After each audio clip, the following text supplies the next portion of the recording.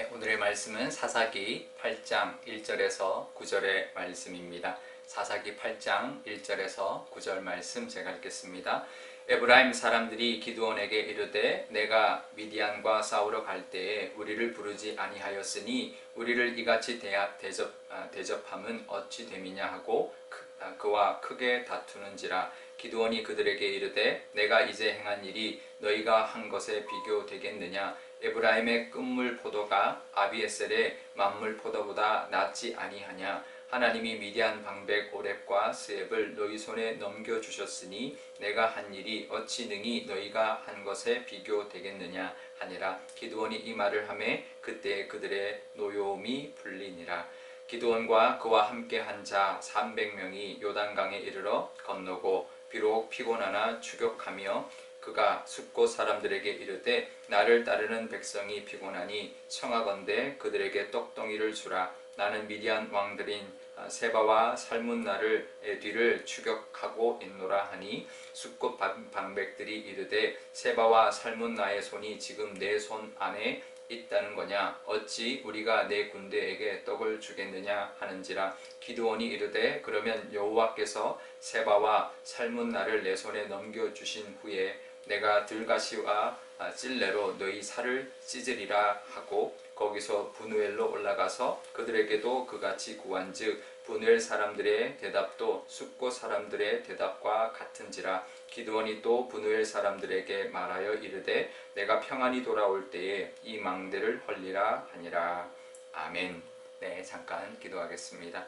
아버지 하나님, 오늘도 하나님의 말씀 앞에 서 있습니다. 하나님의 말씀이 얼마나 어미한지 그 하나님의 말씀이 우리의 삶을 주장할 줄 믿습니다. 그 하나님 말씀 의지하고 살아가는 또 하루가 되게 하여 주옵소서. 감사드리며 예수님의 이름으로 기도드리옵나이다.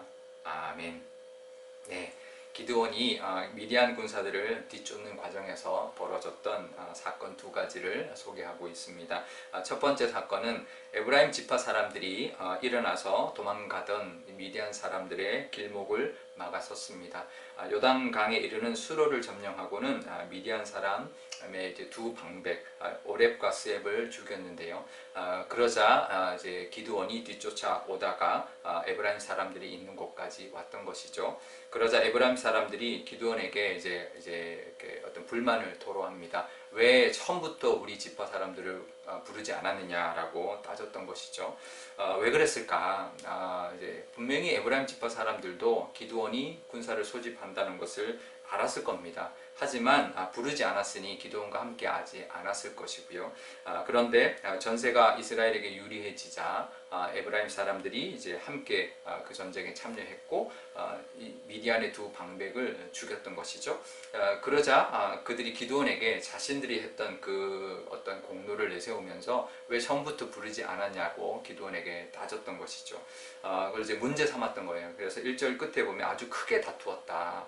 물론 그럴 수 있습니다. 물론 왜 부르지 않았냐, 우리도 함께 참여할 기회를 왜 주지 않았냐라고 따질 수 있지만 지금 상황은 아직 전쟁이 끝나지 않았습니다. 미디안 그 왕들이 도망을 쳤고 두 방백만 지금 잡힌 상태이고 그래서 아직 전쟁 중에 지금 기드온이 따라가서 빨리 잡아야 되는 상황에서 붙들고 그것을 다투고 있다는 것은 그것은 공동체를 위한 것이 아니라 자신들의 어떤 이익, 자신 지파들의 어떤 공로를 내세기 위한 그런 모습이었다라는 것을 우리가 엿볼 수가 있는데요.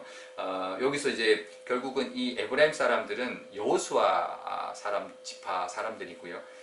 이 기드온은 므낫세 지파 사람들입니다. 그래서 일종의 이제 기싸움 같은 거였다고 우리가 볼 수가 있는데 두 방백을 죽인 데 대한 자신들의 공로를 내세우기 위한 그런 어떤 기싸움이었는데 이때 기드온의 모습을 보면 자신을 낮춥니다.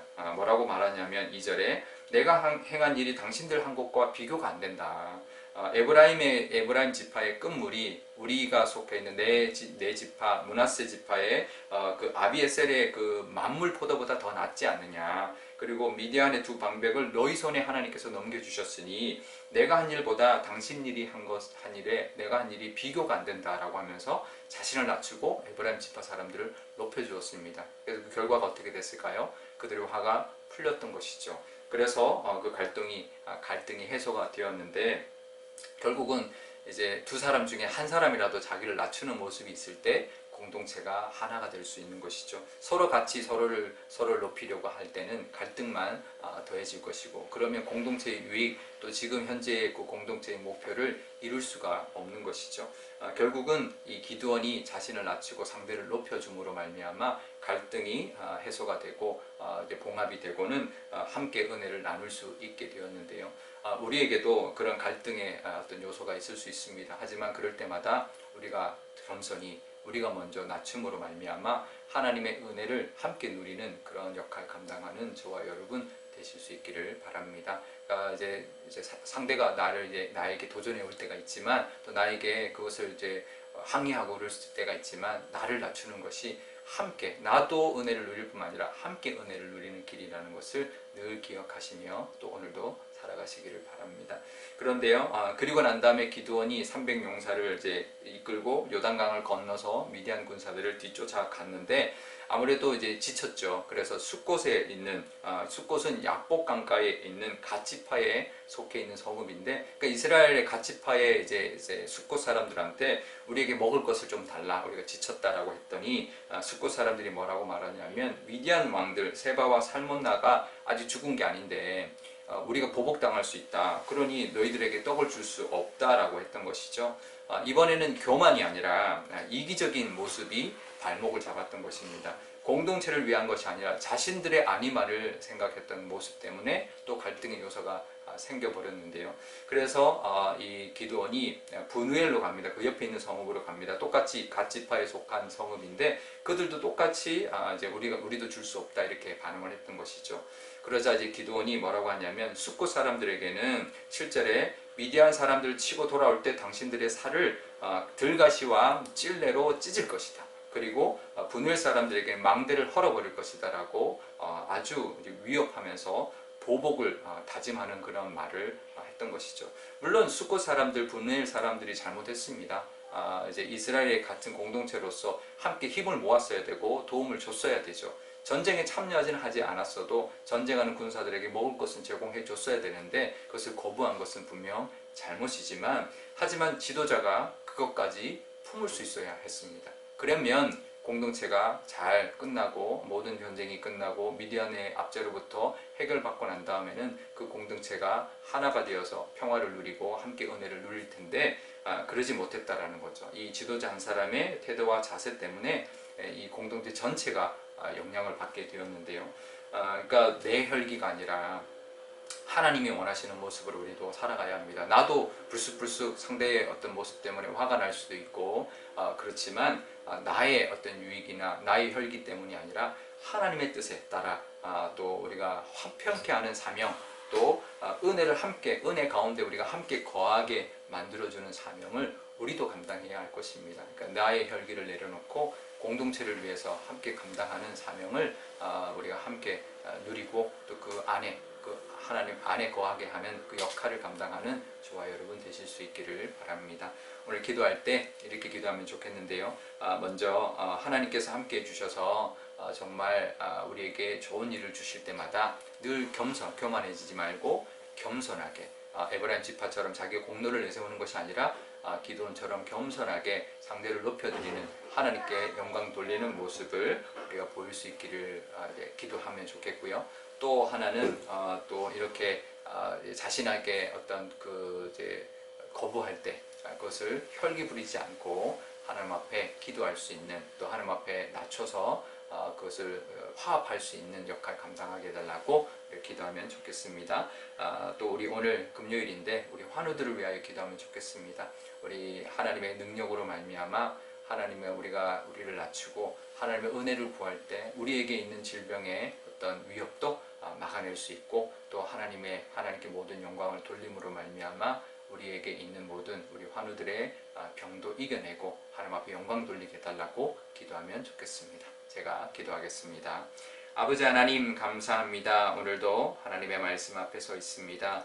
하나님께서 함께하여 주셔서 늘 하나님의 은혜로 말미암아 또 어떤 위협 가운데 승리하고 잘 이겨낼 수 있는 것 다 하나님의 은혜입니다. 누가 먼저 그것을 공로를 내세울 것이 아니라 나도 하나님 겸손히 상대를 높이고 또 하나님께 영광 돌리는 우리의 모습 있게 하여 주옵소서. 우리 삶 가운데 하나님 의지하고 늘 하나님의 은혜를 누릴 뿐만 아니라 그 은혜도 지켜내는 그런 우리의 모습 있게 하여 주옵소서. 서로가 어떨 때는 교만하여서 어떨 때는 또 서로에게 또 자기 이기적인 모습 때문에 서로가 갈등이 있을 수 있지만 하나님 그것까지도 잘 내려놓고 하나님께 영광 돌리고 또 품고 또 서로를 높임으로 말미암아 하나님의 은혜가 충만한 또 화합하게 하는 화평케 하는 그런 직분까지 감당하는 저희들 다 되게 하여 주옵소서. 환우들을 위해서도 기도합니다. 환우들도 하나님의 영광이 임하게 하여 주셔서 정말 우리의 모든 육신의 질병까지도 하나님의 능력으로 낫게 되므로 하나님 앞에 영광 돌리게 허락하여 주옵소서. 감사드리며 예수님의 이름으로 기도드리옵나이다. 아멘. 주기도문 하겠습니다.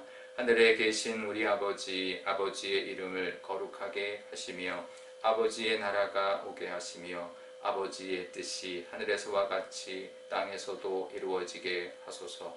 오늘 우리에게 일용할 양식을 주시고 우리가 우리에게 잘못한 사람을 용서하여 준 것 같이 우리 죄를 용서하여 주시고 우리를 시험에 빠지지 않게 하시고 악에서 구하소서. 나라와 권능과 영광이 영원히 아버지의 것입니다. 아멘.